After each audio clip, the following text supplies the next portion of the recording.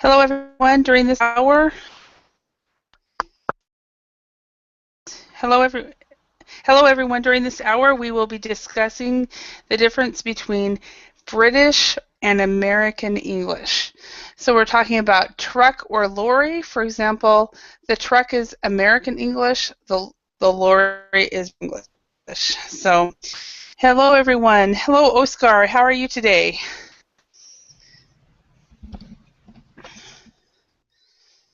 Hello, Holly. Fine, and you? Nice to see you again. So remind me, okay, you are from Colombia, right? Yes, that's right. Good. I always get concerned. Okay. And Min, welcome. You're from Vietnam, correct? Yes. Hello. Yes. And hi, hello. Nice to see you again. Hi, Jesus. How are you? Hi, I'm fine, but this is my brother's account, so my name is Carlos. Carlos. Okay, that's easier Okay. to say too. So, no Yes. worries. Yeah, so, and is that Felipe from Chile? No, Jefferson. I'm sorry, I got you mixed up with.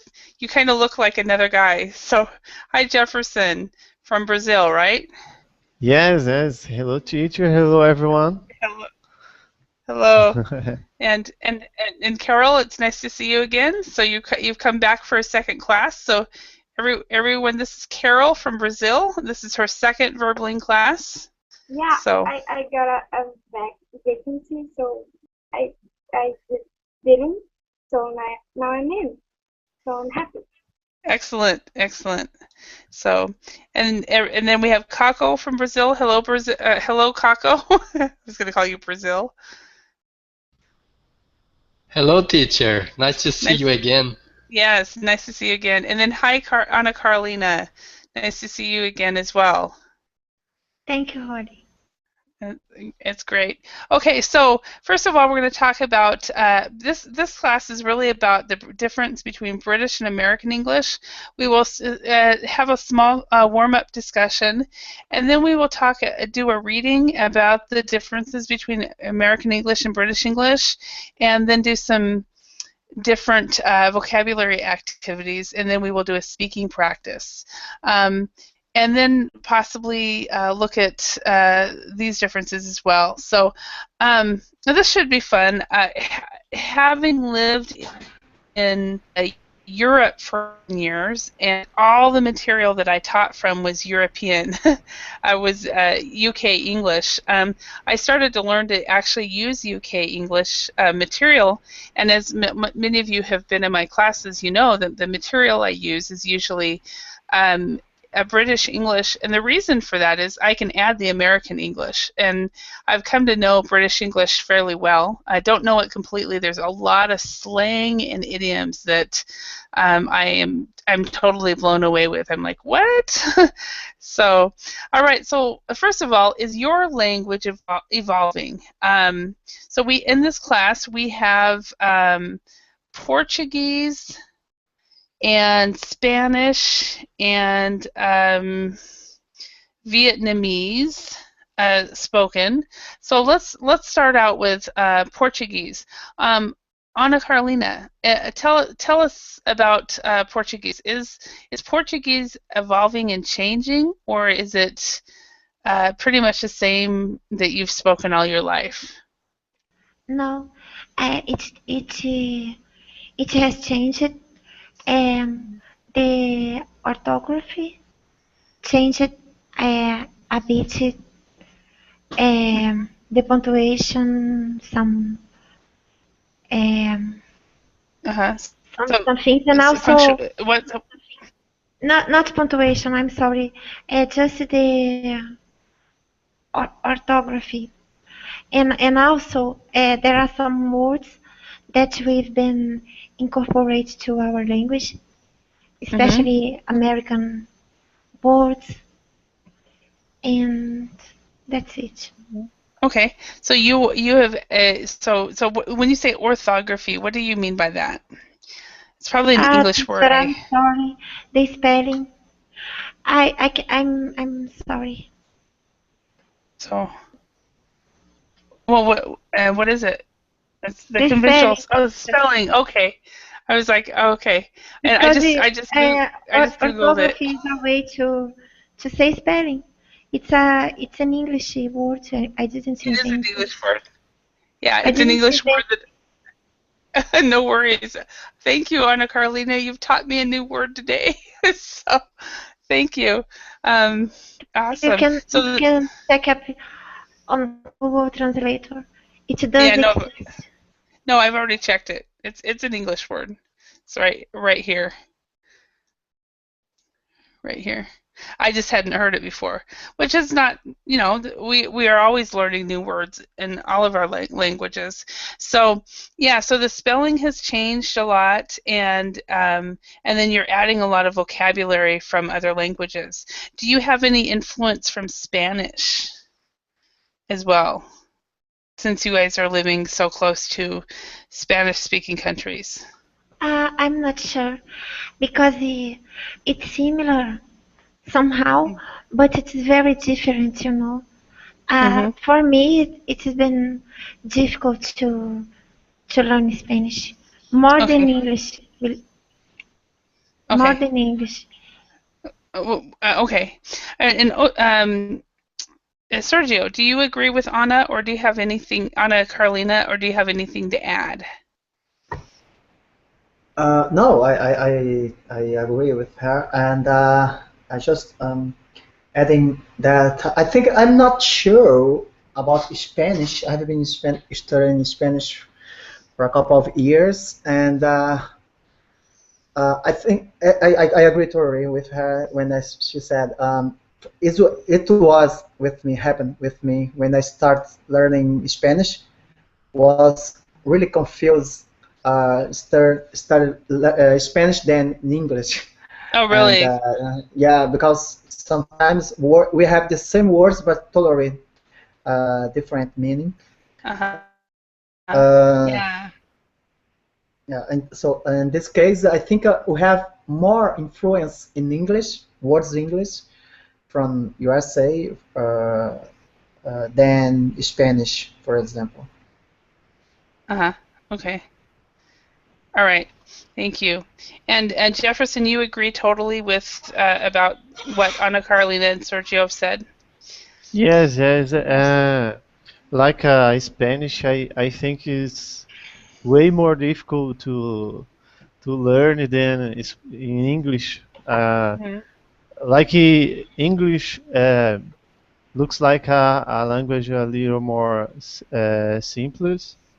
Simple. Uh-huh.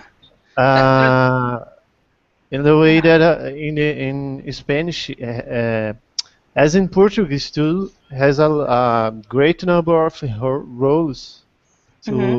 to learn, and I think it's too difficult. And I think this is the way that the Portuguese is evolving, Mm-hmm. because lately, um uh, a lot of time before, the role it was so much difficult, and the way as the people keep speaking, we put uh, aside some rules, and the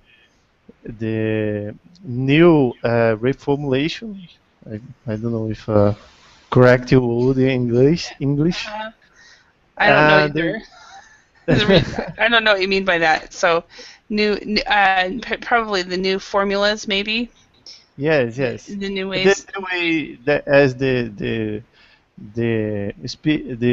language was changed, Mhm. Was has was changed. to keep a little more easy.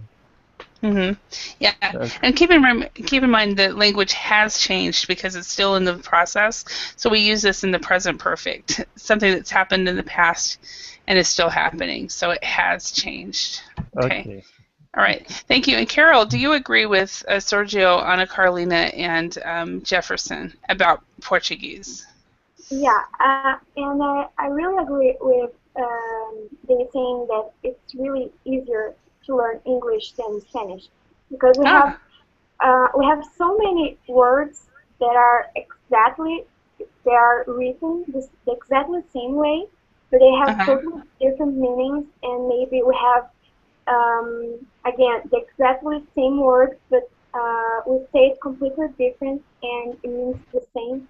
So we have a lot of similarity, but Mm-hmm.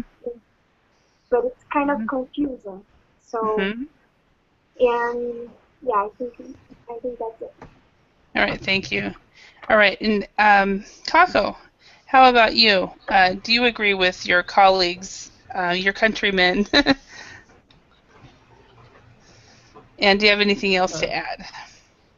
uh, I think Portuguese is evolving, have been evolving as a language since the medieval Eve, when Mm-hmm. Portuguese um, appeared like an independent language from Vulgar Latin, Mm-hmm. and then received a lot of contribution from Arabic, from other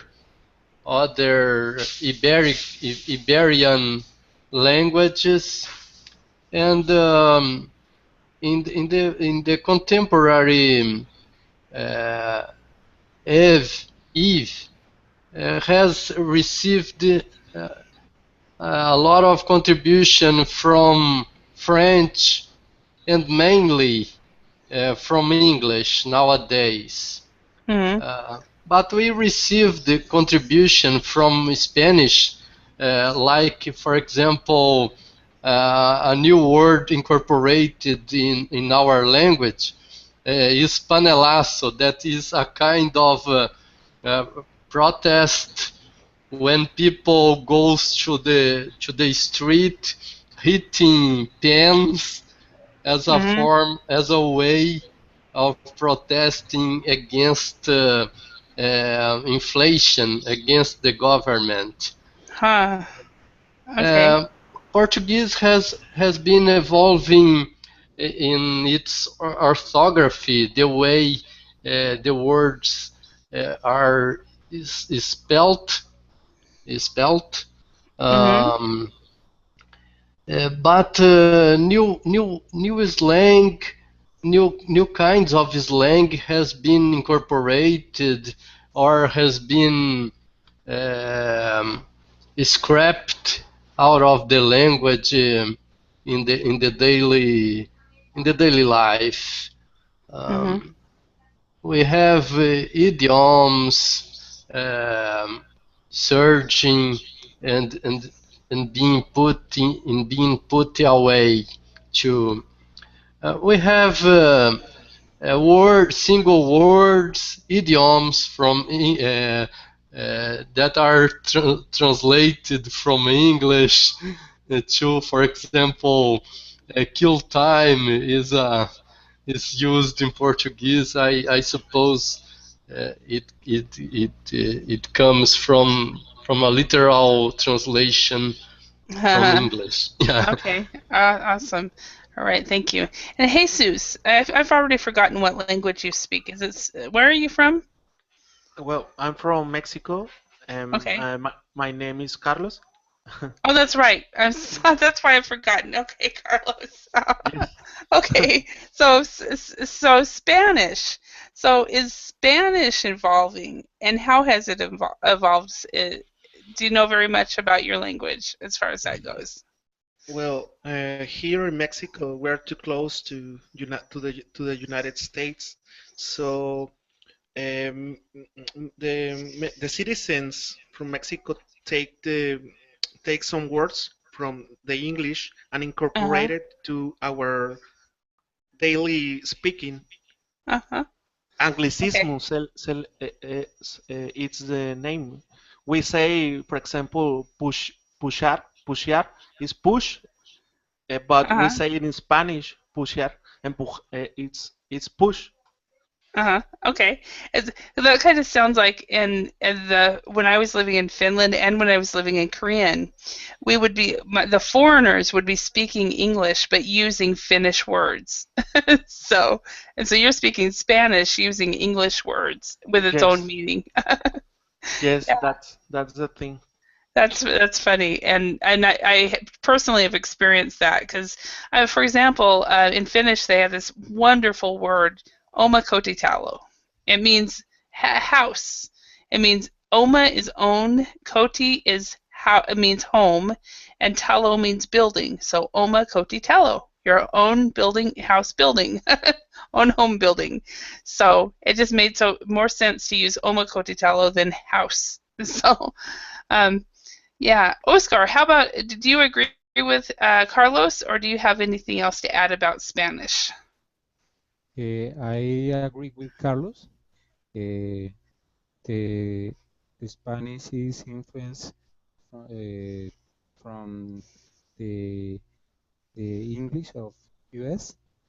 Uh, Mm-hmm. mm, there are many words, Anglicisms, uh, Uh-huh.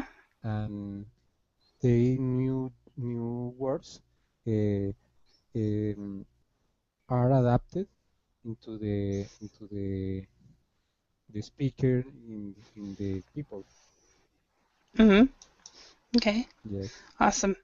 All right, thank you very much. And Ana Cristina, do you have anything to add about Spanish? Here in Colombia, the people like to use English words Mm, in the speech. It's normal here. Everybody say hello, bye, and not necessarily speaking English. It's normal here. Um, I agree with the partner, with the Pedro. I don't mm-hmm. remember. Pedro say about the combination, the use, the different words, Spanish, English. Yeah, is normal here in Colombia. And nowadays, the people the teenagers like to use different idioms, new idioms. Uh-huh. Is new for our language, but Mm-hmm. the Spanish is the same. Is the same. Mm-hmm. But every day the our language is changing, Mm-hmm. then the new idioms, and I think that when the people study English or learn English, that's is the reason for the another person use the different words in English in their speech. Okay. Okay. All right. So let's go ahead and go on to this reading. So let's read the text and fill in the spaces. And if you could mute Anna Christina, I hear your son or daughter. Very cute. So, all right. So let's go ahead and oh wait, I'm sorry, Mean. We forgot about Vietnamese. Talk to us. Yes, Is your language evolving? yes. For me, Vietnamese is difficult to learn, and many foreigners also think that. And we in my language we use alphabet letter like American, but Mm-hmm. also combine with diacritical marks, and when you we have five kinds of marks, and when you combine the letter with this mark, it had different meanings, and Mm. so um, Vietnamese is very plentiful meanings, and I think my language also borrow some word from other language Uh-huh. like we also use the TV to address the television. Yeah. Mhm. Mm. And, Okay. Like I've heard that for Americans, Spanish is the easiest language to learn. I think it's because it's around us the most. But is Vietnamese an English easy language to learn for foreigners, or is it difficult? very difficult. Is it? Yes, and because we Vietnamese language difficult because we had a dialectical marks. You know that Mhm. Because you had say that again. dialectical mark. Oh yes, dialectical marks, and but also because there's tones. It's a tonal language, right? Yes, I example the word hello in Vietnam with Mhm. when you change the critical marks in the word in Vietnamese, it had a Uh-huh. different meaning. Yeah. Mhm. Okay. Wow. Okay. All right. Well, let's go ahead and read this article. Thank you very much, Min. And so let's start with Sergio. Could you read this first paragraph? Yep. Okay. Is the language in your country changing? Does the younger generation use expression that baffle their grandparents? Okay, you're very good at this inflection at the end with the question marks. Now the only thing is this word that might be new for you, Yeah. baffle, Baffle. baffle, baffle. But very good with your inflection. That was great. Oh, as far as we're adding some words in here, so we need to look at them. I will write them in capital letters on the Google chat. So we have widespread, Christmas, adapt, and research. Okay. And Oscar, can you read the next paragraph?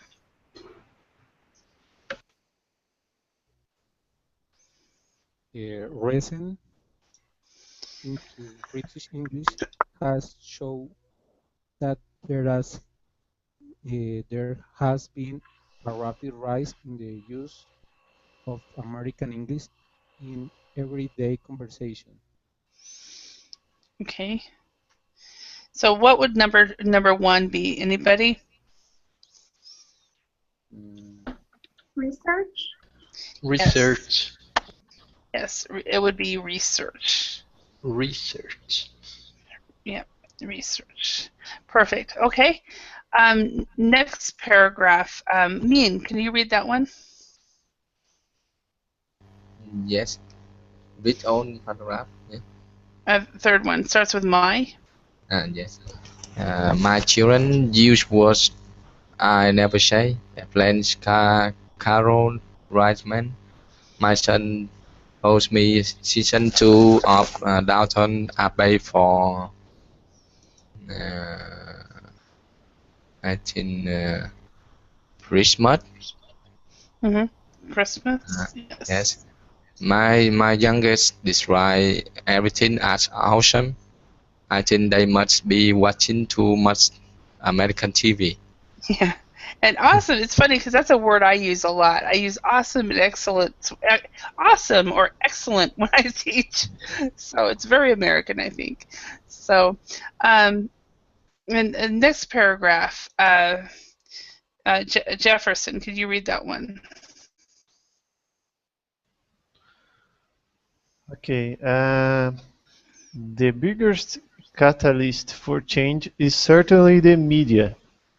British television schedules are filled to the brim with comedy shows from the USA. The popularity of Facebook and Twitter means that American English has a strong influence on its British cousin. British cousin. Okay. So thank you. Next one, Carol. Can you read that one? Sure. It is not just spoken English that is changing in the UK. Spelling is becoming, oh my god, that word again. Increasingly, Very good. Very good. Americanized. Jail is much more widespread than go. I don't know. And Jail.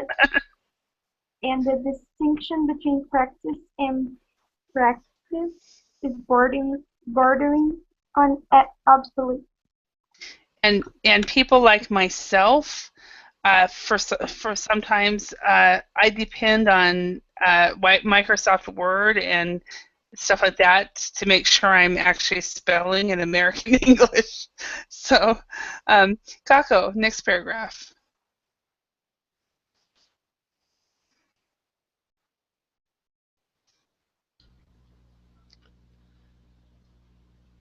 Hey, teacher. Hello. Start with It is not although. Although, the next paragraph. okay. Although there are many who decry the increasing influence of American English in the UK, it is not a new phenomenon. Words such as reliable, talented, and influential were originally imported from the US.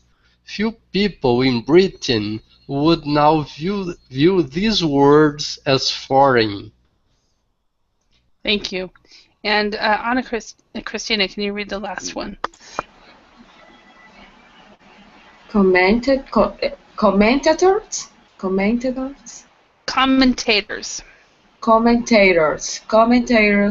has been complaining about changes in British English for many years. One writer in 1712 wanted to freeze our language forever, so that nothing else could change. Other people, however, would argue that the ability of English to adapt to a changing world is its great strength. Okay. So this word, argue. Argue. So would argue that the ability of English to adapt to a changing world is its greatest strength. All right. Thank you. Now, are there any words or phrases in here that you guys do not know, or you want me to clarify? So, for example, catalyst for change. Can anybody know what this means? A catalyst for change. Teacher, I know the means, but I have a little difficult to spell catalyst. Catalyst to pronounce. Pronounce. Catalyst, yeah. And we actually see catalyst. So and when I say it fast, Jefferson, I actually don't say the T. I say it more like a D. Catalyst. Catalyst. Catalyst. Yeah. Yeah, Okay. much better. Catalyst. Yeah. Okay, so everybody knows what that means. Speak now or forever hold your peace. So, okay. Catalyst. Yeah, catalyst. Catalyst for change. It's something related chemical, right? Well, actually, no. A catalyst. This is basically this is a phrase. A catalyst for change. And so it could be related to chemicals as well, but a catalyst for change is something that causes something to change. For example, in the if you guys know anything about my country, Martin Luther King Jr. and their march on the White House, where he gave the "I Have a Dream" speech, that was a catalyst for change in the U.S. that was something that started the change. So a catalyst for change could be something that makes things change. So, Kako, do you have something to say? No, okay. When you guys go off of mute, I always think, oh, you have something to say. Please speak. So, yeah, this is my understanding is GAOL. My understanding, I might be wrong. It is spelled gel, and it's actually pronounced the same way that we spell it. See, something that is bordering on obsolete. It is close to being if something is bordering on obsolete, it is close to being gone. So, all right. So, any questions? Okay. So, if not, we can go on to vocabulary. So we have the word baffles, which was, I believe, Sergio, it was your new word at the time. We have a catalyst for change, filled to the brim, bordering on obsolete, and decry. So let's go ahead and try this. Jefferson, can you do number 1?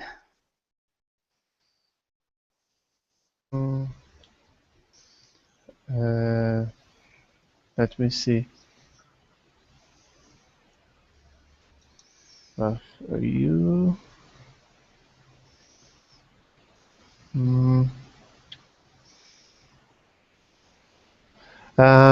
You don't approve of it, it surprise you, you cannot understand it. Okay, so which one of these does it mean Is the for baffles? baffles? Yes. Yeah. I need to choose one. Yes. Yes. Okay. I did not understand it. No worries, not a problem. I think that it surprises you. Yes. So if something baffles you, it surprises you. Okay. And a lot of times I am completely baffled by teenagers and sometimes by children and the things that they do. I'm just totally baffled. Why did they do that? So, all right. And Anna Christina, can you do the next one?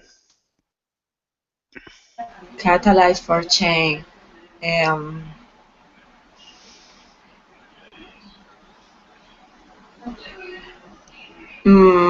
I'm not sure, but I think that is make something change more quickly.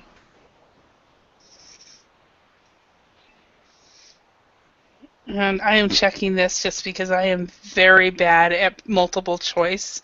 And even if I know the answer, I'm like, maybe I'm wrong. Okay, you are correct. So a catalyst for change makes something change more quickly. Exactly. All right, and Sergio, could you do number 3? Number 3. If TV is filled to the brim with American shows, there are occasional American TV shows. There are a lot of American shows. There are only American shows on TV. Filled. In this context, I think it's the third one. There are only American shows on TV because Actually, filled. it is. Yeah, filled to the brim actually would be the answer is there are lots of American shows because filled to the brim means it's almost to the top, but it hasn't gone over. Let's see. Yeah, so let me show you a picture. So in one respect, it should be so this I guess this would be filled to the brim. So it's right on the top. So in a lot of ways, it would be what you said, but I think this is really what it is. It's more like this one. There's still a little bit more, but I think this is an example of what filled to the brim would be. Yes, because this makes sense as well. Lots of American shows, but it's like okay, every channel I choose has American shows, like something Uh-huh. like that. Yeah, exactly. Exactly. How about in your country, Sergio? Is there a lot of American shows as well in Brazil? Um, yes, there's some, but not like we have different Mm-hmm. TV shows around the world. Of course, depends. I mean, if this is for like a cable TV, but Mm-hmm. for open TV, yes, it's more Brazilian. Okay.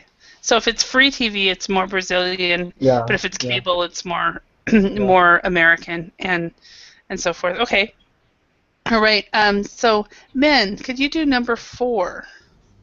Yes, it's something bordering on obsolete.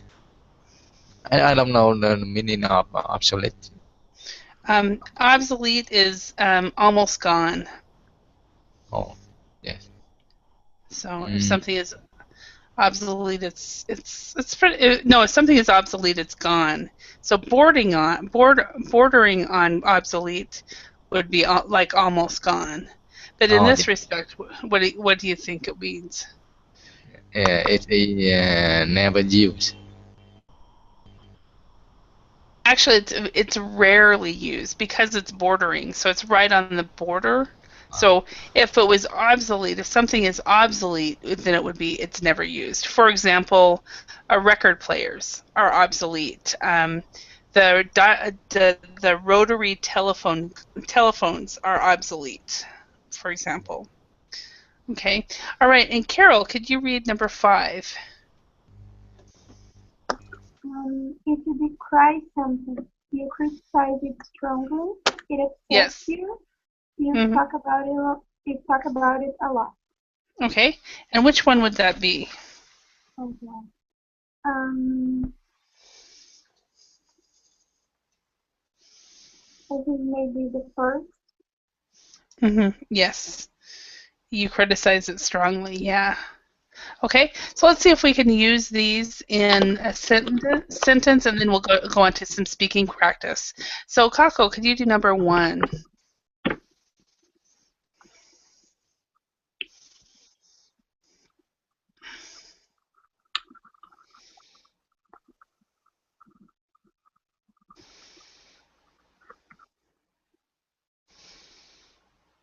Kako, are you there? Yes, Okay, teacher. there you are. Okay, Okay. Um, are you asking me yeah. to You fill read? this, read and fill in the blank with one of these Okay. words. We baffles, catalyst for change, filled to the brim, bordering on obsolete, or decry.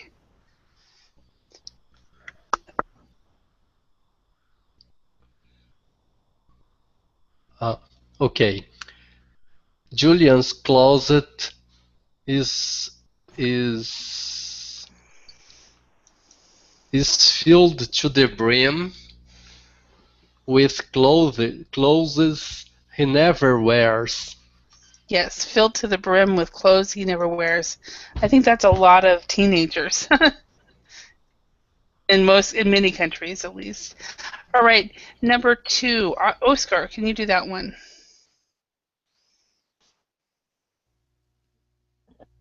The professor uh,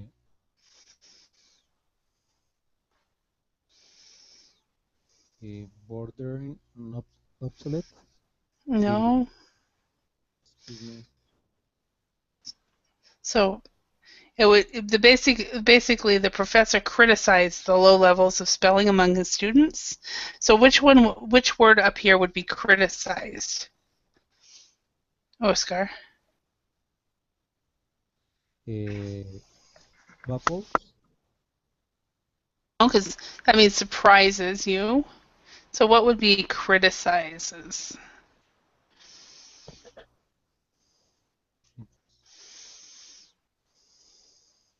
Mm, the professor decree the low levels of spelling among his students. Perfect. So excuse me, the professor decried.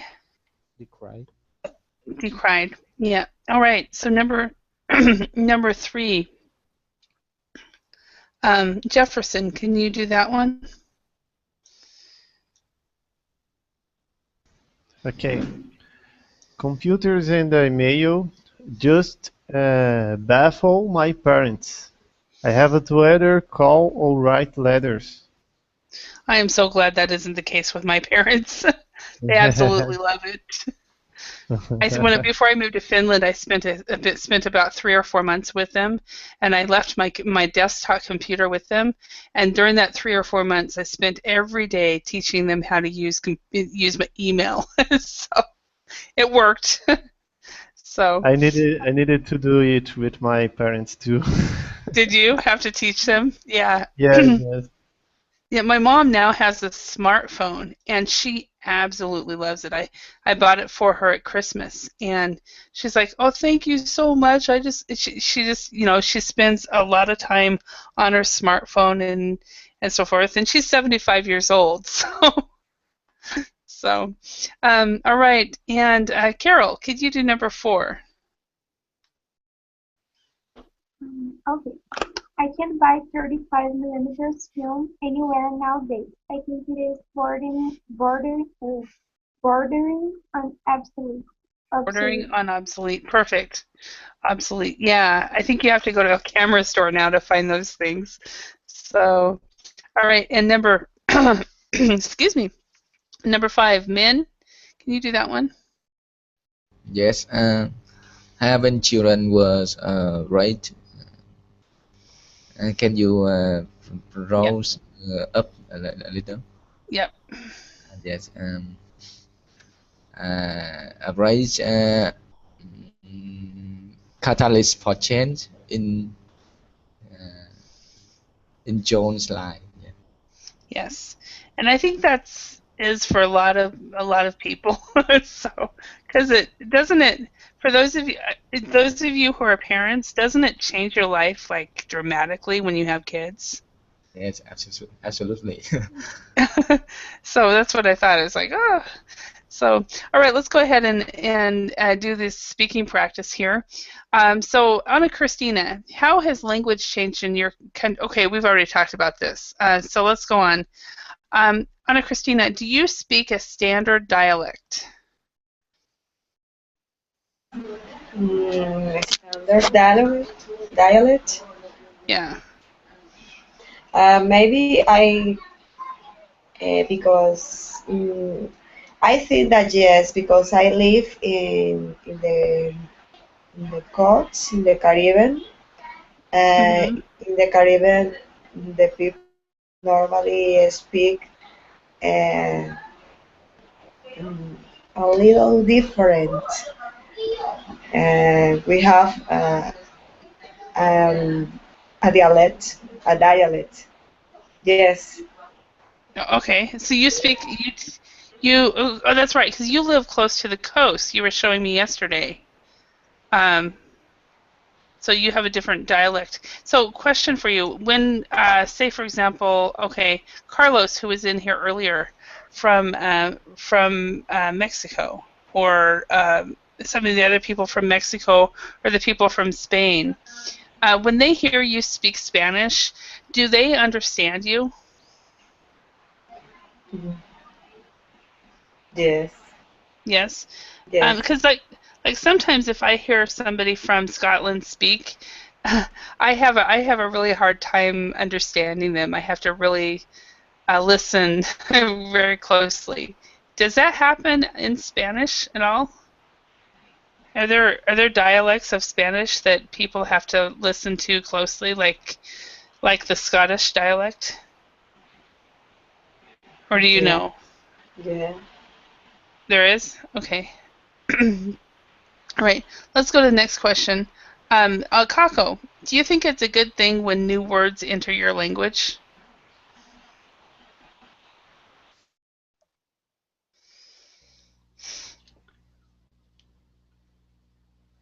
Yes, I think it is a good thing because changes in language reflect the actuality of the language. Mhm. Today, for example, we have a lot of technological terms in Portuguese that Mhm. comes from computer science and internet or network social network Mhm. um, Social that networking. that reflect the how dynamic is the language. It Mhm. is necessary. They are necessary to the renewal of the language. Mhm. Okay, thank Okay. you. Yes, thank you. Um, Carol, do you think there is a big difference between American and British English? Do you think Americans and British people can understand each other easily? Yes, I think there is a big difference between American and British English. Um, I have experience talking with both, and and it is kind of hard to understand British people Mhm. talking. Mhm. And I think maybe Americans don't have that much trouble because it's their birth language, so they're kind of used to it. But Mhm. I think maybe outsiders um, would be probably more difficult. Okay. Okay. Right, thank you. And Jefferson, does America or the UK have a strong influence on your country culturally? Certainly. uh, uh, just to you see, in my job, when I'm speaking with my workmates, um is frequently used some words that are not in Portuguese, like let's go to have a meeting. In instead to use reunião in Portuguese. Okay. So there is a lot of words like that being used in your country, and sometimes uh, you don't like you don't know, or you are not used to think about the nationality of the words, and Mhm. you are using a word that are not in Portuguese. That's not a Portuguese. Mhm. I Yeah. think And it, most common. yeah, and it just becomes part of your language. Like we had I learned there's another a lesson that I teach where we have added some foreign words into our vocabulary in English. And one of them I didn't know until I started teaching it, but it's bento. And that's part of the English language now, and it's actually a Japanese word that is a type of food. So, but it's part of our language now, yeah. So, Yes. men, do you watch American or British TV shows or movies? Yes, I like to watch American movies a lot, and I think they are very attractive and interesting. Yeah. Mhm. All right. Mm. Thank you. All right. And Oscar, do you think it's do you think there is a no, well, yeah, do you think there is a big difference between American and British English? Do you think Americans and British people can understand each other easily? Okay. I think the is easily to understand the English, the British English, and the British people, Uh-huh. American English is easy to understand. Uh, the accent is very. strong in British English, but Mhm. the idea is the same, no? Mhm. Okay. Yes. All right. All right. Thank you. And Sergio, do you watch American or British TV shows or movies? Um, Actually, I do, uh, but I don't know. For a long time, I haven't seen movies. Mm. Probably American. The last one I think was American movie. Okay. So you don't watch a lot of TV or movies. Okay. Is this too small? So I'm trying to make it. Mm, Is that too no, small? for me it's okay. For me it's okay. It's fine to me. Okay. So I thought maybe we could quickly do a matching exercise on these, and I probably would have done this before I got to the conversation or discussion questions, but I'm going to read the American English, and I'll have you guys match these. We have broil, washcloth, diaper, gas, zucchini, sidewalk, period, vacation, thumbtack, closet, garbage can, faucet, truck, elevator, line, and pacifier. Okay, so let's start with Sergio. Could you see if you can quickly choose one, and let's just match these real quick. Choose one on British English. Have, Um, okay, I wanna. This one, sidewalker is pavement, right? yes. So pavement is a sidewalk. Perfect. It looks so small. So, okay. So pavement is a sidewalk, and Oscar, can you match one? Mm, holiday and vacation. Yes, holiday and vacation. Perfect. And Min, can you match one real quick? I choose the easy gas and petrol. And gas and petrol. I think everybody's choosing. That's why I let you guys choose. So you can go the easy ones first, and then do the hard ones next. So, and then Jefferson next. Okay, and lifted an elevator. So lift and elevator. So where's the elevator? Okay, right here. Lift. Perfect. And Carol. Closet and wardrobe. Okay, what was it? Closet and wardrobe.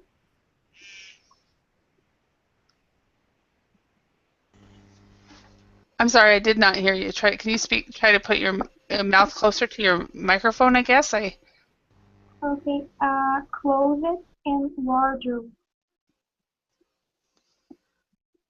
Closet and wardrobe. Oh, thank you. I did not hear you at all. I'm sorry. I heard and So, closet and wardrobe. Yes, absolutely. Wardrobe.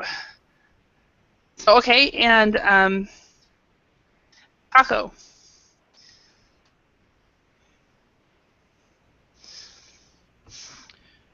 Q line. Q and line. This one's a hard one for me to spell. I always want to spell it QUE, but it's like QUEUE. So, uh, Anna Christina, can you do one? Um, Lorry, truck. Lorry and truck is how we pronounce it. So truck. Okay. And Sergio. Let's see. Elevator. Okay, you got faucet and tap. Yes. Faucet and tap. But it's funny because we call the water that comes out of the faucet tap water. So, Yeah. Oscar.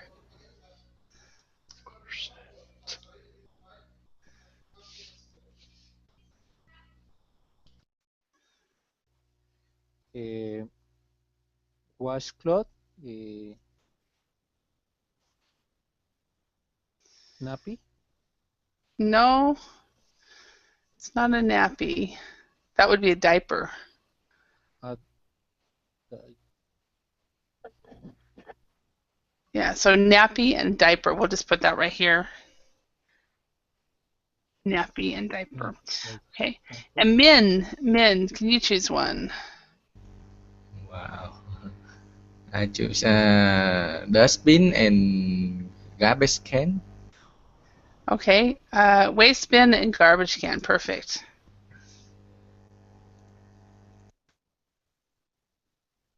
Okay. Waste bin and garbage can. And I think we need to. Not waste bin, dustbin. Sorry.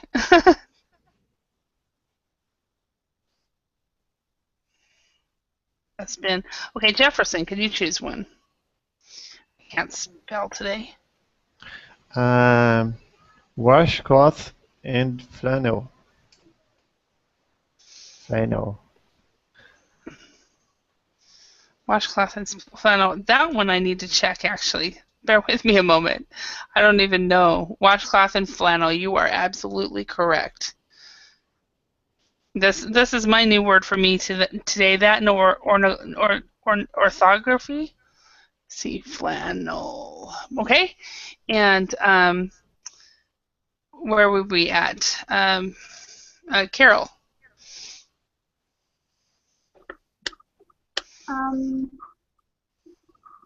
Courgette and zucchini. Courgette and zucchini. Perfect. Teacher, what is courgette? Sorry. It is a zucchini. Well, let me show you on real quick here. Let's see. I've been teaching now for 4 hours straight, and it's starting to get dark in my room, so I'm like having to look at my keyboard. So this is a courgette or a zucchini, depending on whether you're speaking British or American English. British will probably know what a zucchini is, but most Americans will not know what a courgette is. So, Kako, can you choose one?